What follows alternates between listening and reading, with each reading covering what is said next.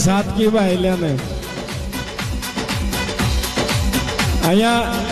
बाणना बाणना मलजार खेती देखा वो भी एक बार पतो से क्या खेती आजा आजा ये सखी सत्संग में चला आजा आजा ये सखी सत्संग में चला आजा आजा ये सखी सत्संग में चला आजा आजा ये सखी सत्संग में चला आजा आजा ये सखी सत्संग में चला आजा आजा ये सखी सत्संग में चला